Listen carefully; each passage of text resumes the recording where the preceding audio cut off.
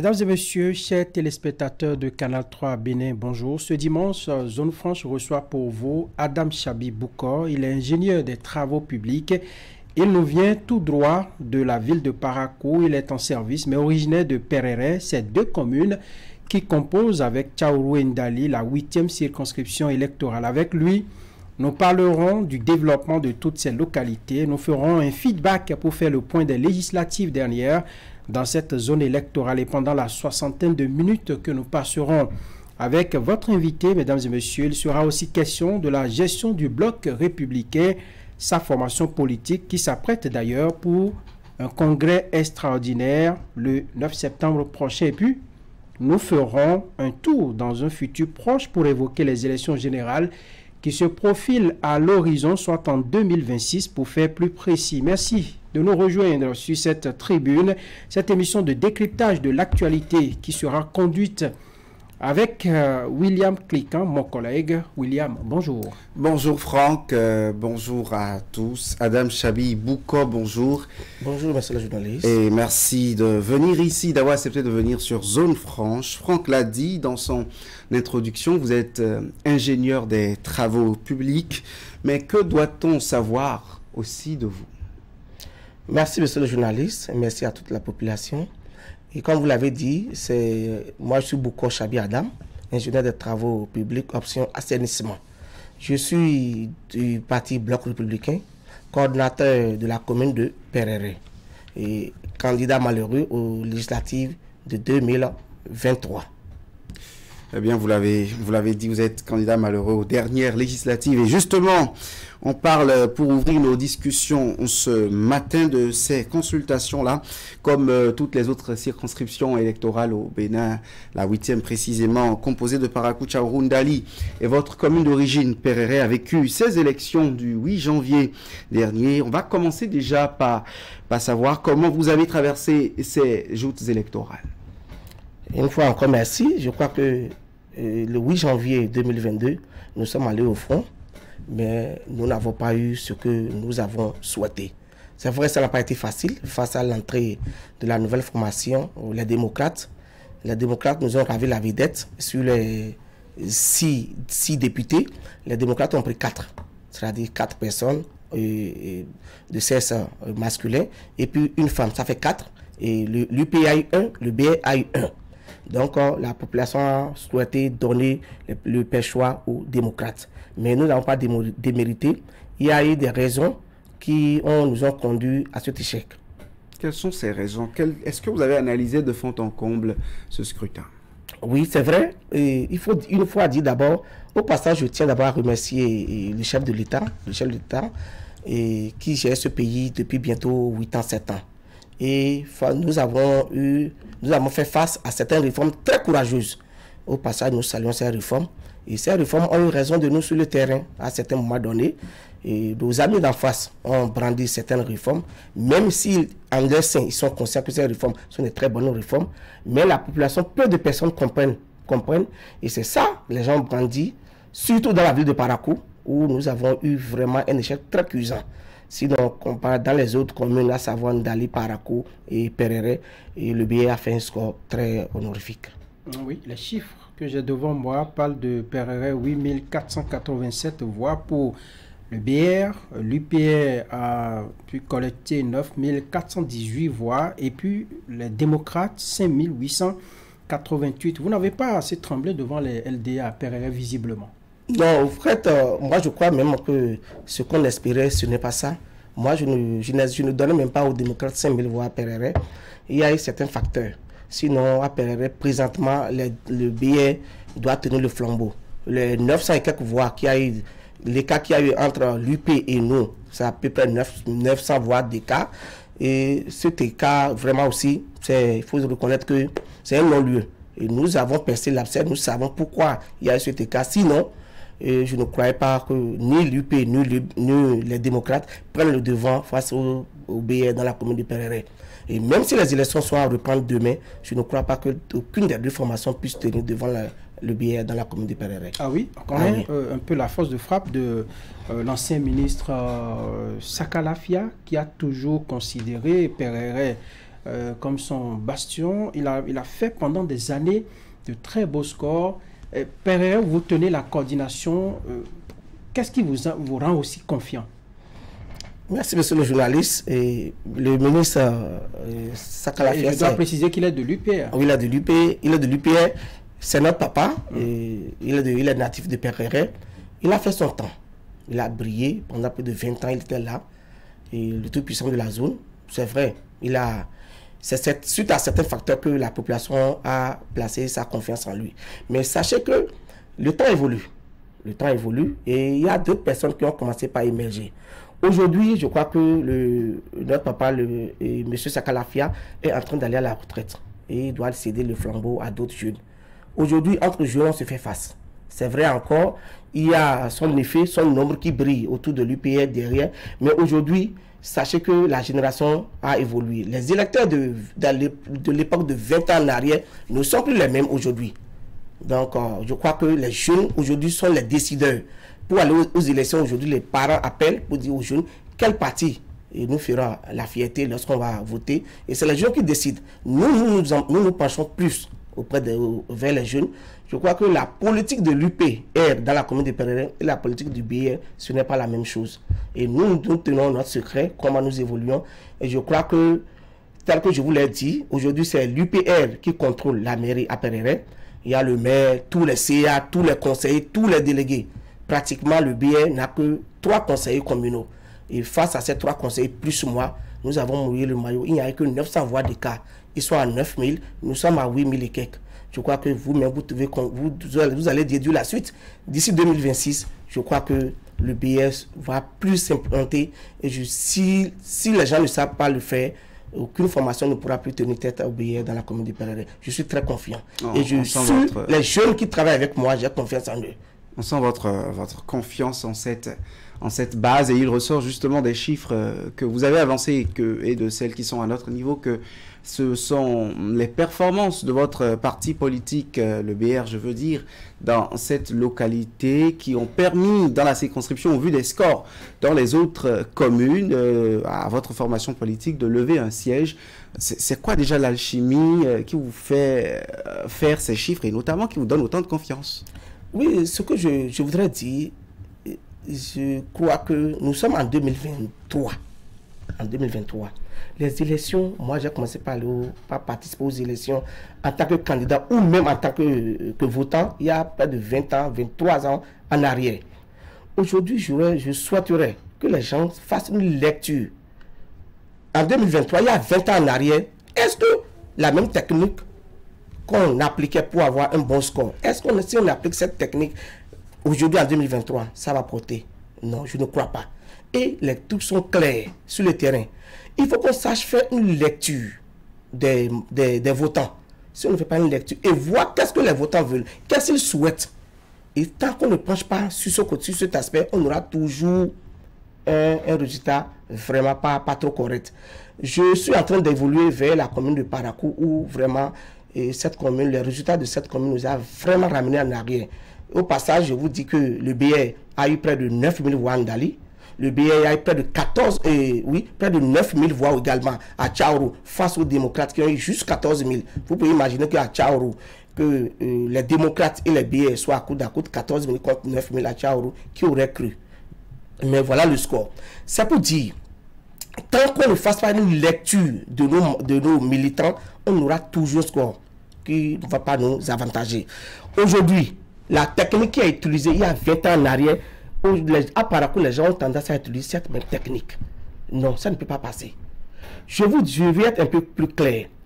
Entre-temps, il y a 20 ans en arrière, lorsqu'on prend le chef de famille, on va le voir, le chef de famille, on lui dit, voilà, nous allons aux élections. Je vous souhaiterais que vous votez tel parti. On s'entretient avec les leaders, les chefs de famille. Et le chef de famille, à son tour, réunit les jeunes, ou bien la concession, pour dire, bon, demain c'est les élections, voilà ce qu'il faut faire. Les dés sont joués, il y a 20 ans en arrière. Aujourd'hui, j'ai dit, ça c'est fini ça. Composer avec les jeunes, traiter avec les jeunes, écoutez-les, et voir quelles sont leurs doléances. Et on commence la démarche à régler peu à peu, selon les moyens, les doléances de ces jeunes-là. C'est le social, c'est le discours politique, c'est la rhétorique. C'est quoi la thérapie réelle? La thérapie réelle, c'est pour dire qu'aujourd'hui, contentons-nous au niveau de la course juvénile, les jeunes qui ont déjà de voter, écoutons-les, qui ont 20 ans, 30 ans. Mais aujourd'hui, la plupart de nos parents aujourd'hui, si c'est avec... Il y a également les femmes qui sont très fidèles. Oui, c'est les femmes, c'est la même chose qu'à dire les jeunes, je ne mets pas les garçons, non, non, je regroupe tout. Je regroupe tout. Et aujourd'hui, nous, à PRR, c'est ça notre travail. Nous composons plus avec la jeunesse. Avant, ce n'était pas ça.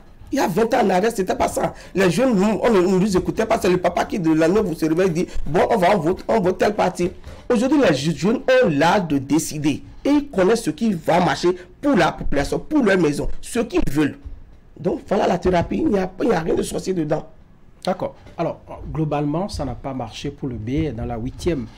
Est-ce que c'est un problème d'organisation ou un mauvais positionnement à la base? Je crois que... Je rappelle au passage que je suis 5e sur la liste. Il y a 6 candidats, 5 hommes et 1 femme. Je suis 5e, pour ne pas dire dernier sur la liste. Et lorsque ce positionnement a été fait d'office, nous nous sommes retirés avec ma base au niveau du PRR. Sachez que 90% étaient pour qu'on puisse claquer. Non, mais on s'est dit, mais pourquoi? C'est tant que nous sommes sûrs que nous pouvons faire un score malgré notre position. C'est à nous de démontrer à nos aînés que nous méritons qu'on prenne le devant.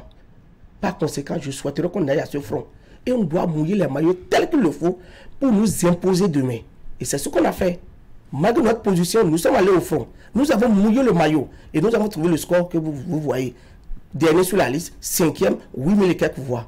Alors si les aînés nous avaient fait un peu plus confiance en nous mettant à une position un peu plus rapprochée, PRR aurait donné Vous voulez dire que si par exemple PRR avait conduit la liste dans la 8e, on ne serait pas à faire ce bilan? Bon, pas trop satisfaisant? Je dirais que moi à PRR, on aurait trouvé un score plus satisfaisant que les 8000 voix. Pas conduire la liste, pas être tête de liste forcément. Au moins, on pourrait aller un peu plus devant.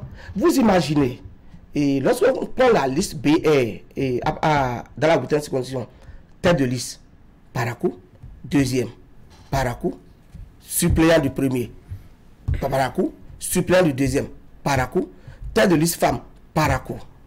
Sur une liste de 12 personnes, Parakou a pris 5. Mais vous connaissez la place de la ville de Parakou dans le septentrion et dans le Bénin en général. Je ne donne pas tort à nos aînés qui ont fait cette position. Ils ont une manière de voir. C'est leur manière. C'est vraiment... Ils étaient animés de bonne foi en faisant ce positionnement. Parce qu'on sait que ça a Parakou le grenier électoral. Mais nous, en tant qu'enfants, en tant que jeunes, nous avons attiré leur attention à son temps. Nous avons fait une lecture de Parakou. Et déjà, lorsque les 4 s'annonçaient, on savait que Parakou n'allait pas donner pour le billet. Et nous avons attiré l'attention en son temps. Mais sachez que nous sommes en arène, nous sommes jeunes. Ce n'est pas à moi de dire au ministre Sam Adambi de céder sa place pour moi. Je suis jeune que lui. Ce n'est pas à moi de dire à Honorable Badamassi de céder sa place pour moi. C'est un grand frère à moi, c'est un doyen, c'est un plus expérimenté à moi en politique. Ce n'est pas à moi de dire à l'honorable de Tchaourou de quitter, encore le colonel Francis Bia. Pas du tout. Moi, j'accepte la position qu'on m'a donnée, mais je voudrais souhaiter que nos aînés commencent par faire confiance à la jeunesse. Est-ce que la lecture que vous avez faite de Parakou est un aveu de la force des démocrates dans ce grenier électoral, comme vous l'avez appelé? Oui, je vous dis, ce qui s'est passé à Parakou, moi je crois qu'il y a eu un vote de sanction à Parakou. Si c'était la puissance des démocrates, on aurait vu tout ça partout. Et à Perere, et à Ndali, et à Tchaourou. Donc je crois qu'à Parakou, il y a eu un vote de sanction. Ils ont sanctionné cosmopolite. Oui, Parakou est cosmopolite. Je lui ai dit d'abord le positionnement qui arrivait Parakou qui a pris la tête de liste. Deuxième, moi je n'en veux pas. C'est normal, c'est la logique des choses ça. Mais si on avait fait une lecture qu'à Parakou ça n'allait pas donner, les 6 annonciateurs l'avaient déjà indiqué qu'à Parakou ça n'allait pas donner pour le billet. Mais on a cru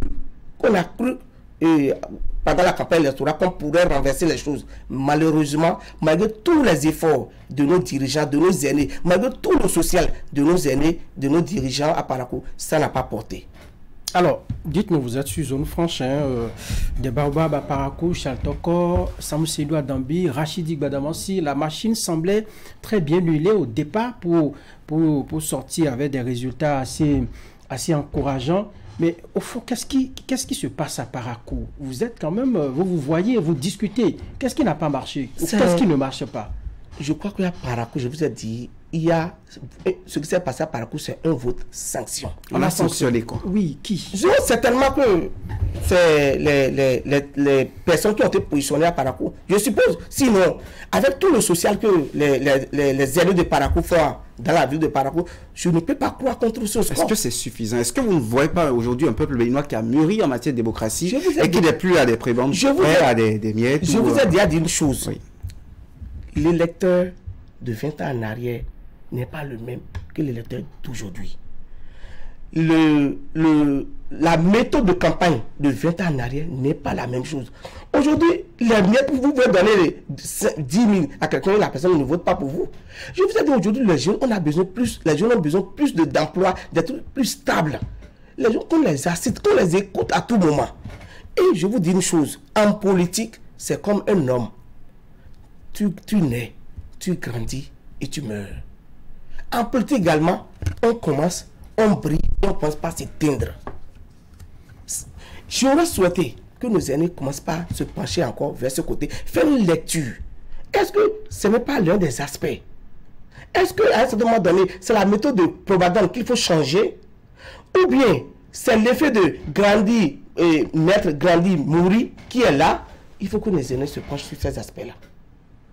Je voudrais m'en arrêter là, monsieur le journaliste. D'accord. Alors, si on vous prenait aujourd'hui, Adam Chabi Boukor, on vous dit quelles sont les leçons que vous tirez véritablement de ces élections, des leçons dont on doit se servir pour mieux affronter les prochains rendez-vous électoraux qui s'annoncent, et surtout pour sortir gagnant.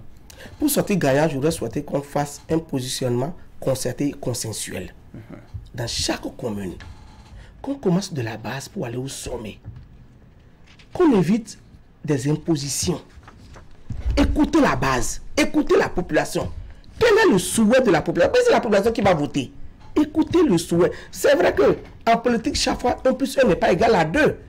Aujourd'hui, la lecture que nous faisons d'un événement, certains politiciens ne feront pas la même lecture.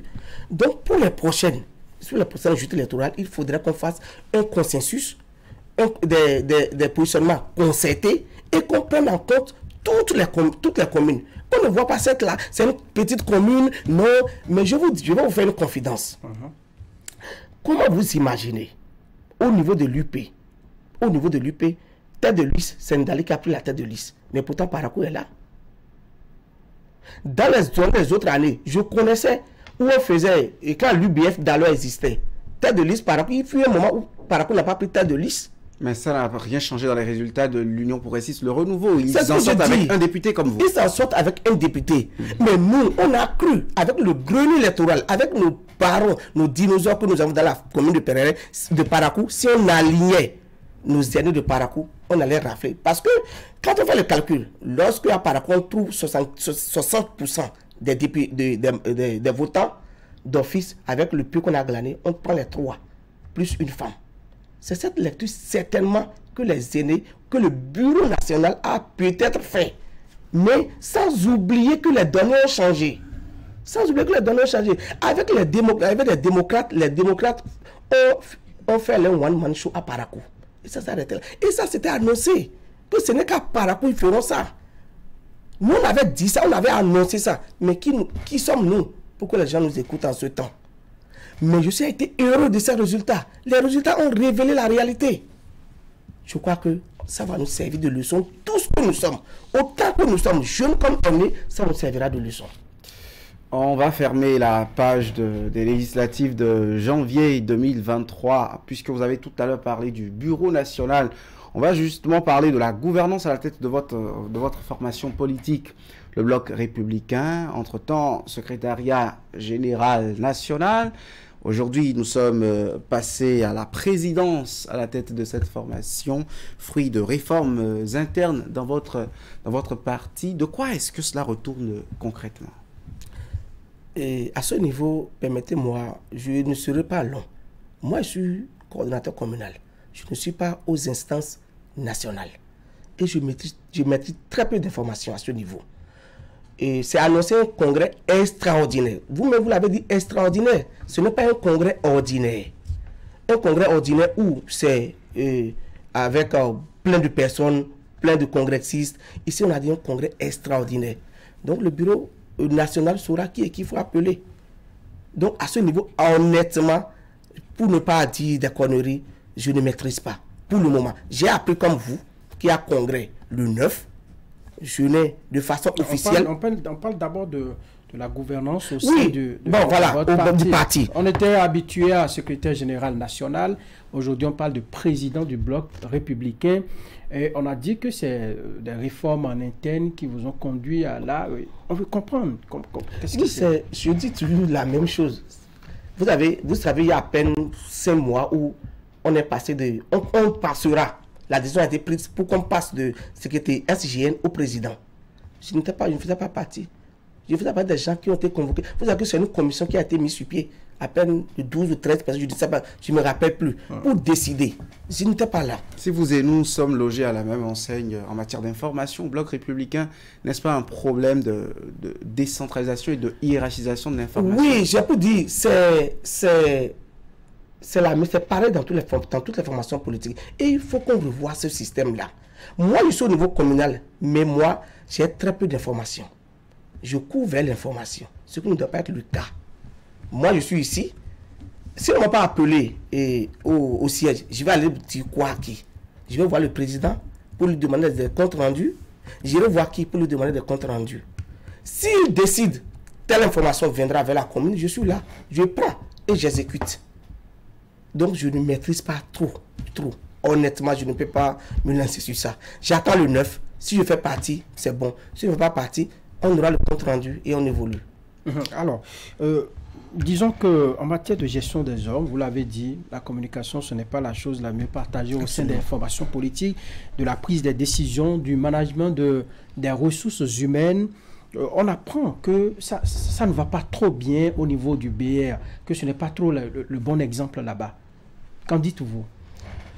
Oui, je crois que c'est inhérent à toutes les formations politiques, je vous le dis. Mais on parle du BR, bloc républicain. Vous savez, il y a eu un acharnement contre le bloc républicain. Parce que si les d'autres vont vous contacter, certaines personnes de l'UPR, certaines personnes des démocrates plutôt, ils vous diront pareil. Mais je ne sais pas, au sein du BR, il y a une médiatisation ces derniers temps-là. Vraiment, rien que pour faire sortir les failles du BR. Or, lorsqu'on prend les résultats du BR sur le plan national, plus précisément dans la partie septentrionale, le BR a fait un score honorifique. Ne prenez pas la 8e seule. Prenez dans les autres communes. Gorgouno, Kandi, Banikwara, Niki, Malanville et autres. Le BR allait vérifier les scores. Et c'est pour je vous ai dit, ce problème de leadership, où il y a des tiraillements, c'est inhérent à toutes les formations politiques. Les gens sont exigeants avec vous parce que vous êtes un parti soutien du pouvoir qui a le même nombre de députés qu'un parti de l'opposition qui a perdu le pouvoir depuis plus de 5 ans. Oui, mais à ce niveau, n'oubliez pas que ce parti est conduit par un ancien chef de l'État qui est descendu à moins de 10 ans des affaires. Il a encore son électorat en place. Mais moi, je crois que le BR m'a tenu. Et n'oubliez pas que le grand fief des démocrates, c'est au nord. Et le grand fief du BR aussi, c'est au nord.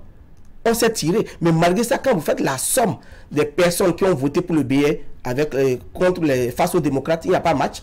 Nous battons de loin en nombre de suffrages et les démocrates dans la partie septentrionale. Comment vous expliquez ça? Alors que la veille où on a appris que les démocrates allaient aux élections, les gens nous ont appelé pour dire: oh, monsieur Adam, reposez-vous, il n'y aura plus rien pour vous. Ça, c'est fini, ça. Et moi, quand il dit ça, je souris.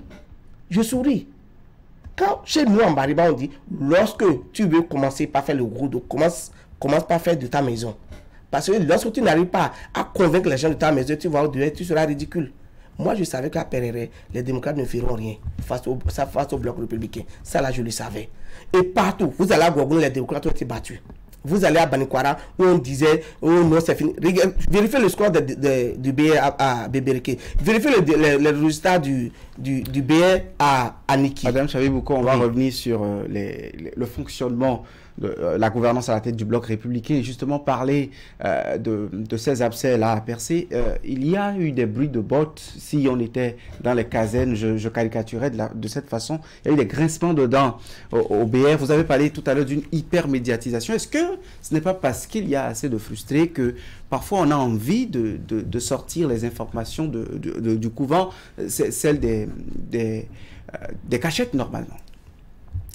Vous savez, la chose la plus difficile, c'est la gestion des hommes. La chose la plus difficile, c'est la gestion des hommes. Il y a celui qui a la tête du BR, je ne le défends pas et je ne l'accuse pas.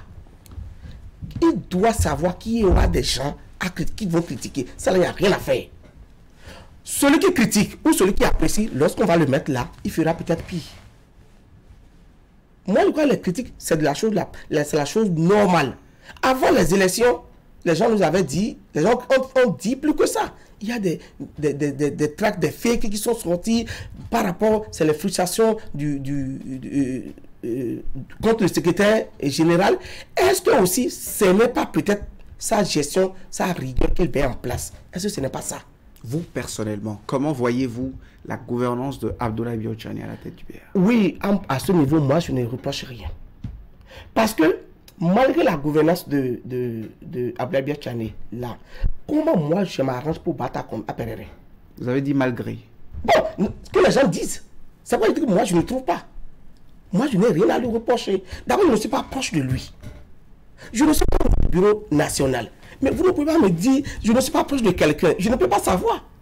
Moi, quand ils décident au niveau du bureau national, ils envoient au bureau départemental. Et je suis en contact avec le bureau départemental. Maintenant, si vous me demandez de parler du bureau national, ça c'est une erreur. Je risque de dire des âneries. Si vous me demandez de parler du bureau départemental avec lequel je suis en contact, je peux parler du bureau départemental. Tout compte fait, vous êtes responsable du parti, peut-être à un niveau un peu déconcentré, oui. Mais l'information doit passer. Ce qui se fait au niveau de votre parti, vous devez être en mesure, lorsqu'on vous réveille d'un profond sommeil, de pouvoir dire que c'est rouge, c'est blanc ou c'est noir. Je vous l'ai dit dès le début, au sein du BR, il y a un problème d'imposition. C'est-à-dire tout part du sommet vers la base. Ce qui ne doit pas être le cas en politique. On doit partir aussi de la base vers le sommet. Ou bien, je ne sais pas si c'est la même chose dans les formations politiques. Donc, il n'y a pas une gestion participative. Non, moi j'ai toujours dénoncé ça. Ce n'est pas pour la première fois que je fais une sortie médiatique. Mais tout à l'heure, vous n'avez rien reproché à la gestion du non, BR. Je vous ai dit, vous avez dit la gestion de Abdoulaye Biotchani. Je ne sais pas, vous êtes dans la collégialité, voilà. Les dirigeants du BR, c'est de ça que vous voulez parler? Non, je dis ce qui se passe au niveau du BR, c'est du sommet, et vous attendez un matin, on vous appelle pour dire, voilà ce qui a été décidé. La vie au niveau communal, au niveau arrondissement, je crois que ça importe peu. Alors que ce n'est pas logique. J'ai toujours dénoncé ça. Et cela, il y a une raison de nous à certains endroits. Et il faut pas, pour ce congrès, j'aurais souhaité qu'on écoute un peu la jeunesse. Il y a de frustration, c'est vrai. Dans toute maison, même dans votre foyer, monsieur le journaliste, il y a des frustrations. Cela ne peut pas dire frustration zéro. Ce n'est pas possible. Mais il faut qu'on fasse un maximum, le meilleur de soi-même pour réduire ces frustrations. Je vous ai déjà dit ce qui se passe au niveau du BR. C'est l'imposition là. Moi je dis haut et fort. Qu'on prenne une décision du haut, on vient la plaquer au niveau de la commune et on veut qu'on l'exécute. Alors qu'au même moment, nous sommes en contact avec la population matin, midi, soir. C'est nous qui écoutons les plaintes. Les plaintes viennent dans nos oreilles. C'est nous qui cherchons à régler les problèmes matin, midi, soir. Et à certains moments donnés, pour avoir accès à certains responsables, c'est compliqué. C'est compliqué. Et je crois que tout sera, peut-être qu'ils vont revoir tout ça. Moi, je n'ai pas froid aux yeux. Si je rencontre, je vais leur dire. Et toute occasion qui se présente à moi, je le dis. Quand on a fait les élections, on a fait une petite... on s'est réunis pour parler. Moi, j'ai été clair. J'ai dit, si on va continuer comme ça, c'est la même chose en 2026. Vous avez dit que vous écoutez les plaintes. Quelles sont celles des jeunes et des femmes à Perere? Très bien. D'abord, au sein du BR, au niveau des jeunes, pas de promotion. Chez nous, on peut dire même à Perere, chez moi, zéro promotion. Zéro. Vous pouvez imaginer qu'un parti politique ou comme le BR, où les gens mouillent le maillot à Perere. Jusqu'aujourd'hui, je ne peux même pas vous dire qu'on appelle quelqu'un pour dire voilà, venez, on va échanger avec vous par rapport au problème de vos jeunes. Non. Mais je vois au niveau de certaines formations politiques comment les jeunes sont promus. Chez nous, ce n'est pas ça.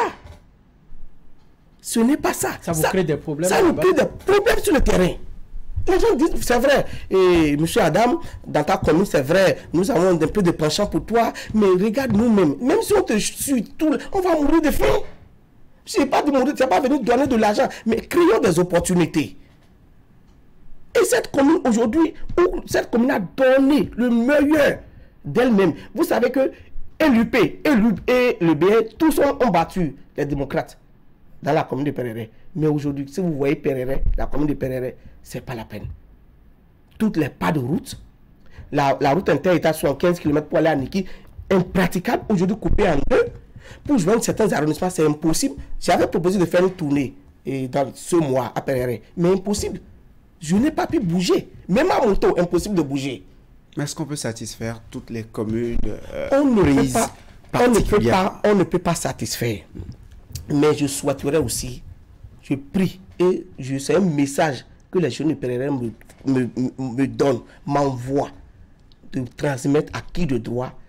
Perere aussi a besoin de quelques infrastructures.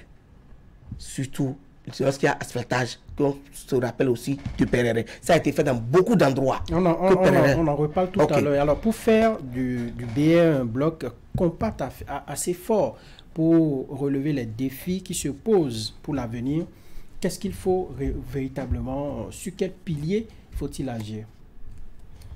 Je crois qu'il faut faire confiance à la jeunesse. Mettre les jeunes au devant des choses.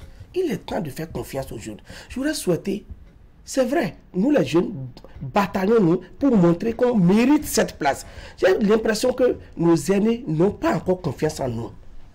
Est-ce que c'est de leur faute? Est-ce que c'est de leur faute? Je ne saurais le dire. Je ne saurais le dire. Mais je demande humblement à ces responsables du BR de faire confiance à la jeunesse, de mettre un peu la jeunesse au devant des affaires aussi. Et ils verront le résultat. Je vous dis, les choses ont changé. Ils ont brillé, ils ont fait leur temps. Mais à certains moments, c'est vrai qu'ils sur un banc d'1 mètre, qui nous donne au moins 50 mètres, 50 centimètres, et ils prennent 50 centimètres, le temps de nous coacher pour aller. Mais vous ne nous mettez pas à l'œuvre. Vous ne nous mettez pas au devant des choses. Comment vous voulez comprendre qu'on commence pas à avoir l'expérience? Ce n'est pas possible. Jusqu'aujourd'hui, j'ai l'impression pour eux, nous ne sommes pas encore mûrs pour prendre, la jeunesse n'est pas encore mûre pour prendre le devant. C'est un faux problème. C'est un faux problème. Et au sein du BR, il faut que nos dirigeants, nos aînés aient ça dans la tête. S'ils n'ont pas ça dans la tête, on aura toujours le même problème. C'est le pilier sur lequel il faut agir ça, la jeunesse. D'accord. Alors, on vous aura compris sur comment le BR fonctionne, vos attentes et ce qu'il faut corriger. Mais il y a plus gros qui vous attend dans environ 3 ans. Je vais parler des élections générales de 2026. Le bloc républicain pourra-t-il s'en sortir avec un UPR qui semble un peu en forme? Et puis, les démocrates qui ont dicté leur loi lors des dernières élections, dans la 8e surtout. Je vous dirais, en 2026, les démocrates auront certaines communes. Ils n'auront pas toutes les communes, ce n'est pas possible. Ils n'auront pas toutes les communes. Et on a encore 2 ans pour réparer le tir. Je connais plein de jeunes aujourd'hui, démocrates, qui sont rappelés de nous, qui regrettent les choix. Les gens, à un certain moment donné, ont confondu l'utile et l'agréable. Pendant les élections passées, beaucoup ont confondu l'utile à l'agréable. Et ils ont voté, pensant faire du mal. Non. Mais aujourd'hui, plein d'entre eux reviennent, même s'ils ne vont pas devant la télé pour le dire, qu'ils reviennent et nous disent, nous on a 2 ans pour corriger le tir. Même si on n'arrive pas à corriger ça partout, je crois que pour la prise de certaines communes en 2026, les démocrates ne nous battront pas dans le septentrion. Non. La bataille n'est pas que communale. Les législatives communales, ça, je vous dis. Il y a les législatives, les communales, mais il y a la présidentielle pour un suffrage national. Non, c'est pas les présidentielles, c'est après. On va faire les législatives communales ensemble. Mais le BR, malgré nos problèmes, et je crois que ces problèmes vont trouver des solutions, les démocrates ne nous battront pas en 2026. C'est vrai que d'autres disent, tout dernièrement, la semaine passée, à Parakou, il y a eu des ralliements des démocrates, certains BR vers les démocrates. Non. La plupart de ceux qui ont fait déclaration à Parakou la semaine passée, c'est des gens qui avaient déjà même quitté BR avant les législatives. À Kalalé. Et les conseillers communaux BR qui ont rejoint les démocrates, ils avaient déjà quitté le BR avant la législative. C'est juste du sensationnel, on veut Vous faire. ne parlez pas de l'Union progressiste de renouveau qui est Non. une superbe Je forme vous dis, actuelle. dans le septentrion, c'est-à-dire dans la 8e, l'UPN n'est pas notre problème, non. Dans la 8e. Ah oui. L'UPN, non. L'UPN n'est pas notre problème. Je dis, l'UPN n'est pas notre problème dans la 8e, là. C'est moi qui vous le dis. Et je vous ai dit, le cas précis de Perere, nous, l'UPN, il n'est plus notre problème. Non, peut-être c'est les démocrates. Sinon, l'UPN n'est plus notre problème. Vous semblez peindre un peu le départ des militants, un peu comme un épiphénomène, et ça ne, Oui. ça ne vous fait ni chaud ni froid. C'est Mais, les gens qui étaient déjà partis. oui, en politique, Ils viennent maintenant actualiser leur départ devant la presse pour faire... Il n'y a rien là. en politique, C'est un on non-lieu. préfère l'addition que la soustraction. Absolument. Personne n'a souhaité qu'on quitte. Mais c'est vous dire, si malgré que vous avez quitté dans votre zone, vous avez été battu, et aujourd'hui vous officialisez le départ devant les médias, c'est quoi le problème? Et ça nous dit, oui, à Perere, il y a les gens qui ont fait des déclarations qui ont rejoint aussi les démocrates. Par exemple, MPL, nous ne savons pas si MPL existe à Perere. Nous, on n'a jamais su. La parti à caractère moi, je ne sais pas si un parti existe qu'on appelle Toutes les MPL. formations politiques actuelles ont un ancrage national. C'est ce que j'ai dit. J'ai dit, mais j'ignore leur présence à Perere. Je ne sais pas si un PLA il s'envoie dans la commune de Perere. Il y a quelques conseillers de FCBE qui ont rejoint les démocrates. On a appris. Et on a pris acte. On prendra d'autres dispositions. Lesquels? Bon, je dis qu'il y a certains conseillers communaux de Perere, FCBE, qui ont rejoint les démocrates. On a appris dans les médias que ça c'est comme ça, mais c'est un non-événement pour nous. On va faire pratique. Oui. Quelle est la machine que vous mettez en place? Quel est le mécanisme pratique qu'il y a sur le terrain et qui vous donne autant de confiance pour ces communales, législatives et présidentielles de 2026? C'est la présence permanente au sein de la jeunesse. Elle n'est pas suffisante. Et nous échangions.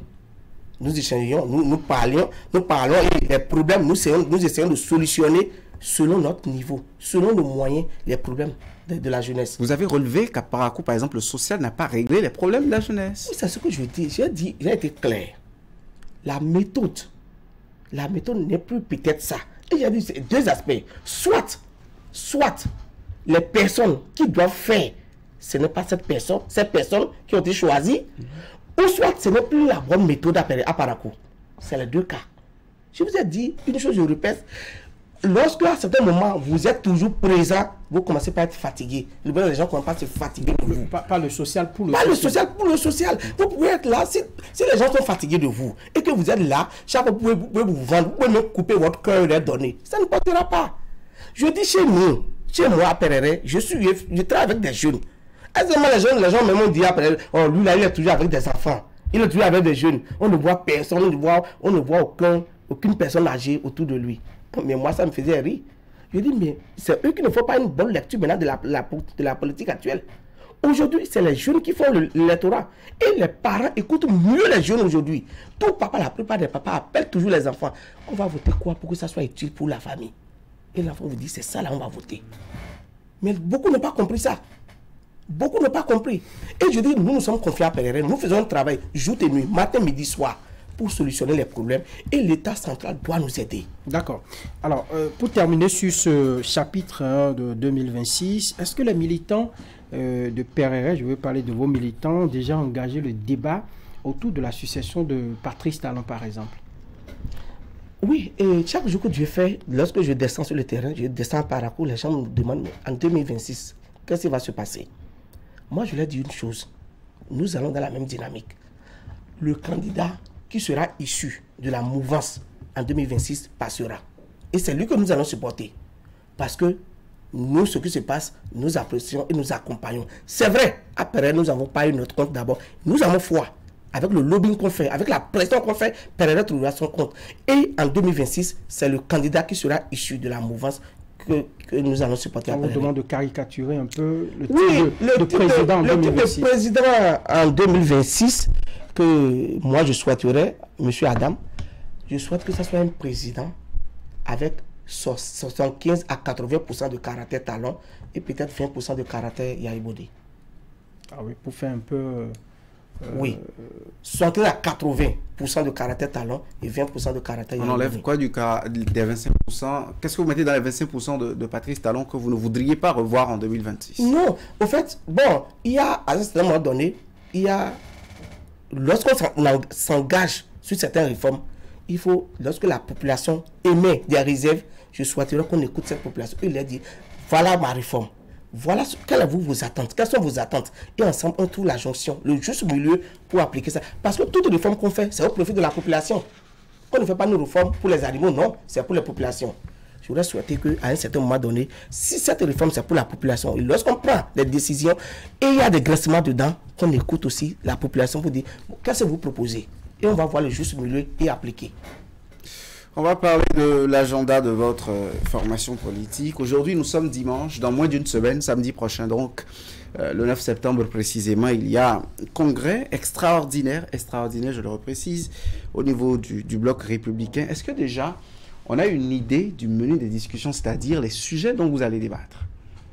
Bon, je suis présentement à Cotonou. Je crois que moi-même, je vais me rapprocher du siège pour savoir. Honnêtement, à l'instant où nous sommes, dimanche et comme aujourd'hui. Nous sommes le 3 septembre. 3 septembre. Non, aujourd'hui. Le dimanche 3 septembre. Voilà, nous sommes au dimanche 3 septembre. Je ne peux pas vous dire qu'est-ce qui sera débattu. Je sais que c'est un congrès extraordinaire. Je le précise, congrès extraordinaire, différent d'un congrès ordinaire. Donc, un congrès extraordinaire, ne vous attendez pas à avoir toutes les têtes. N'attendez pas pour qu'on débatte de tous les problèmes. On peut communiquer l'ordre du jour au cours de...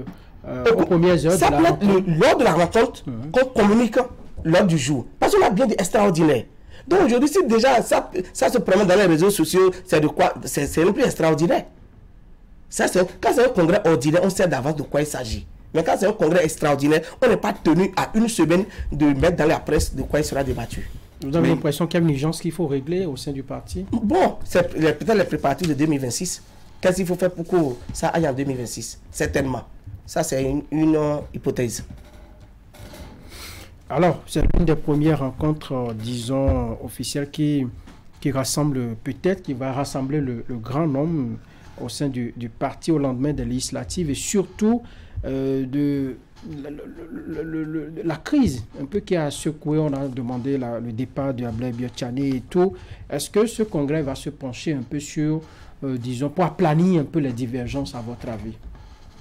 Bon, je crois que vous tournez toujours autour de la même question. Oui, on veut tout à l'heure, vous m'avez demandé et j'ai dit que c'est un congrès extraordinaire. Quand on dit qu'un congrès extraordinaire, c'est juste pour régler un problème ponctuel.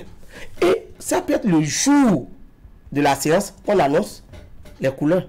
Ok, vous serez porteur de quel message à ce congrès? Je viens de dire, si vous en avez l'occasion. Si j'ai l'occasion, c'est qu'on écoute la jeunesse et qu'on mette la jeunesse au devant des choses. Si on ne peut pas mettre rien que qu'on prenne, qu'on accorde la plus belle part à la jeunesse. Mais pendant qu'on y est, oui, quand vous parlez de jeunesse, un Ablaye Biotchane peut dire qu'il est jeune. Je ne sais quoi, Samuel Edouard Dambi, il est jeune. Robert Guyan, il peut vous dire qu'il est jeune. La jeunesse, vous parlez de quelle jeunesse finalement? Oui, la jeunesse dont je parle, d'abord, toute personne qui a l'âge de voter 18 ans, c'est déjà un jeune. Et les gens qui ont déjà fait leur expérience en politique pendant des années, je crois que j'aurais souhaité d'ancienneté. D'ancienneté, ce n'est pas qu'ils doivent se retirer, mais qu'ils commencent par céder un peu de place sur le banc à d'autres jeunes qui sont en train de faire leur entrée en politique. Vous voyez, quand on prend, par exemple, les 28 députés que nous avons eus, dites-moi, combien de jeunes vous avez eu ça? Pratiquement les noms tournent encore, pratiquement les mêmes noms là tournent. Les noms qu'on connaissait il y a 25 ans. On ne peut pas répéter un même nom pendant 30 ans. 30 ans. Et que ce nom-là ne va pas se périmer. Non. Commençons aussi par renouveler. La population a soif du neuf aussi. En 2000, l'autre, comment s'appelle? Président Yaïboni, il a fait 10 ans. Mais les 2 dernières années, on a vu comment la population a soif du changement et de faire venir une nouvelle tête. Donc c'est pour te dire, il faut qu'on fasse une lecture de la politique. Lorsqu'on ne veut pas la laisser, elle vous laissera. Et c'est ça qui s'est fait appliquer à certaines têtes dans certaines communes. Adam Chabi Boukor, on va parler développement des communes de votre circonscription électorale, la 8e. Je commence pas déjà à dire, hein, en état de santé global, comment se porte aujourd'hui la 8e. En matière de développement, au niveau de la 8e, le gouvernement fait un pas, mais ce n'est pas encore ça. Par exemple, si on prend le cas de Parakou, c'est vrai qu'il y a la phase 2 du volet asphaltage qui est annoncé, qui va impacter certains quartiers. Ça, c'est à Parakou. Mais il reste toujours à faire. Il y a toujours le marché moderne de Parakou qui est toujours là, non fini jusqu'aujourd'hui. Et les populations demandent, mais comment se fait on voyage? Quand on voyage, on voit dans d'autres villes, tout est fini, le marché est devenu beau, mais à Parakou, jusqu'aujourd'hui, c'est à la traîne. Il faut qu'on revoie. Ça, c'est pour que ce marché-là soit définitivement achevé. En tout cas, il y a d'autres quartiers aujourd'hui à Parakou qui vont encore essayer de voir et les impacter. En dehors de ça, lorsqu'on quitte Tchaourou, Ndali, il y en a. Mais le cas de Perere que je maîtrise le mieux, c'est que c'est la commune où il y a de sérieux problèmes. Je vous dis, allez à Parakou, à Perere Centre, l'arrondissement central la nuit. C'est après que vous allez trouver 2 lampadaires. Au passage, je remercie certains acteurs politiques un acteur politique de la 8e circonscription qui a au moins pensé à donner des lampadaires solaires à la commune de Perere. Sinon, vous allez voir quelques brides de lumière à Perere Centre. Alors que c'est l'arrondissement principal. En dehors de ce, il a dit toutes les voies. Vous savez qu'il n'y a même pas un mètre linéaire de pavé à Perere. Un mètre linéaire de pavé à Perere. Ça n'existe pas. Pourtant, cette commune a été une commune mouvancière depuis plus de 20 ans, il peut dire. Cette commune a toujours accompagné la mouvance. Donc finalement, ce n'est pas la faute peut-être à ceux aux dirigeants, mais peut-être aux cadres qui ne font pas un bon lobby, non? Justement, si je ne voudrais pas accuser qui que ce soit. Ça peut être ça, ce que vous dites. Mais nous-mêmes, ça nous surprend. Que cette commune accompagne la mouvance depuis plus de 25 ans. Tous les présidents qui sont suicidés, que ce soit de Kérékou, et Soglo, et Yaïboni, et présentement Talon. Et que la commune de Perere soit toujours à la traîne. Comment ça peut s'expliquer? Nous, jeunes, quand on se réunit, on se pose la question. Donc voilà des problèmes que nous, en tant qu'accompagnateurs des partis de la mouvance qu'on a sur le terrain, les gens nous posent la question. Mais vous, c'est vrai, on te voit à l'œuvre, toi, ce que tu fais selon tes moyens. Mais qu'est-ce qui revient à la commune de Perere? Le président était de passage avant les élections passées, présidentielles passées. Nous avons fait pas des 75 km de la voie qui quitte le stade de Parakou jusqu'à Niki. Cette voie, c'est la voie la plus pratiquée par la population de Perere. Jusqu'aujourd'hui, non bitumée. Avec cette pluie, cette voie a été coupée en 2. Les gens avaient cru au départ, il y a des usines qui seront installées. Parakou, Perere est la commune la plus produite de soja au Bénin. Commune de Perere. Perere, soja. Mais pourquoi ne pas implanter une usine de soja à Perere? Au moins. Ça, c'est ce que vous souhaitez. C'est ce qu'on souhaite. Et ça fait partie des doléances de la population. Qu'on essaie de voir à un certain moment comment essayer de décentraliser, de délocaliser certaines usines de transformation dans le septentrion. Ça, c'est le souhait des populations, des jeunes de la commune de Perere. Pas à Perere seul, même dans tout le septentrion. On souhaite que le gouvernement penche sur ce côté. En dehors des usines que nous connaissons, qui sont déjà là, qu'on délocalise certaines usines au niveau de la partie de production de la matière première. Ça, c'est des messages que les gens nous envoient tous les jours. Je profite de votre plateau pour donner ce message-là. Et, si possible, avant la fin de cette mandature, qu'il y ait un programme, même si c'est un mini-programme pour la commune de Perere. Ça ne va pas. Pour aller à Perere aujourd'hui, c'est tout un calvaire. Soit vous passez par Ndali et vous rentrez par Biron, mais si vous avez de l'autre côté, impossible. Même vous avez un parent malade, vous ne pouvez pas lui rendre visite dans les arrondissements. À cause des voies défectueuses. Il y a des ponts. On a besoin des ponts à un certain moment donné. Impossible. Nous sommes cotisés à Perere, certaines bonnes volontés, pour faire un pont avec tous les risques. Pont selon les moyens.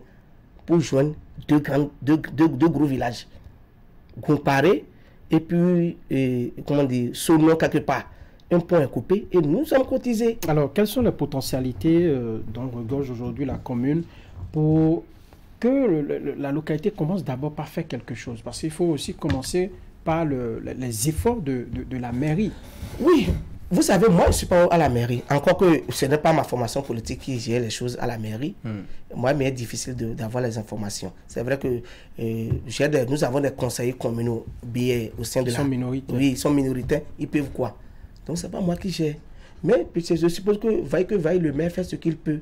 Mais il faut l'État central pour accompagner. Donc, si l'État central n'accompagne pas, il sera difficile. Et au passage, je souligne que Perere est la première commune productrice du soja. À ce titre, on peut faire quelque chose pour Perere. Vous méritez quelque chose. Nous méritons quelque chose. À ce titre.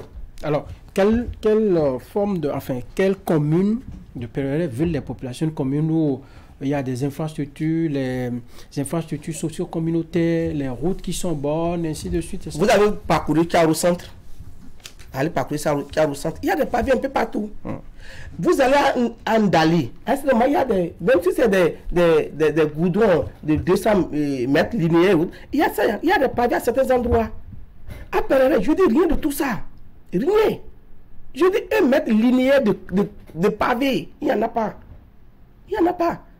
Et nous, on a foi avec ce gouvernement. Nous avons foi au président de la République. Avant la fin de ce mandat, avant la fin, quelque chose sera. Il y aura des ébauches d'infrastructures dans la commune de Perere. Ça va vous aider pour la prochaine campagne. Ça va nous aider pour 2026. Sinon, allons, vous avez demandé, Adam, tu es venu, tu as dit de voter. Nous avons voté. Mais vous revenez encore en 2026. Dis-moi, montre-moi un peu. Ne te fie pas peut-être toi à tes petites œuvres que tu arrives à faire en mendiant. Les députés ne font pas des routes. Non, c'est pas, je dis des petites œuvres sociales. En dehors des routes, tout le monde sait. Aucun député ne fera la route, mais c'est les députés qui font le plaidoyer. Je ne suis pas député pour aller faire un plaidoyer. Il faut qu'on se base sur nos aînés, nos devanciers. C'est qu'on a toujours besoin d'eux. Alors, vous êtes un ingénieur des travaux publics.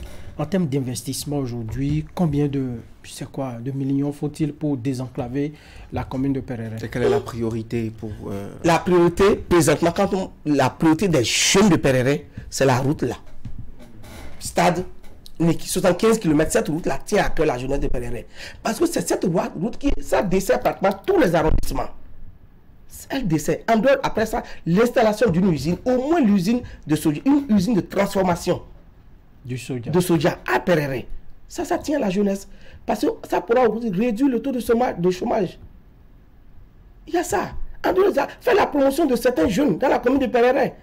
La Perere va se dire, bon, on mouille le maillot tout le temps, mais quel jeune de Perere vous voyez en vue qu'on dit qu'il est tel au Bénin? Il n'y en a pas.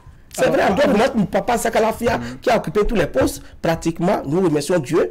Mais en dehors de ça, quel jeune doit-il? Il n'y en a pas. À vous écouter, la façon dont vous avez mouillé le maillot, on ne vous l'a pas trop reconnu, c'est ça?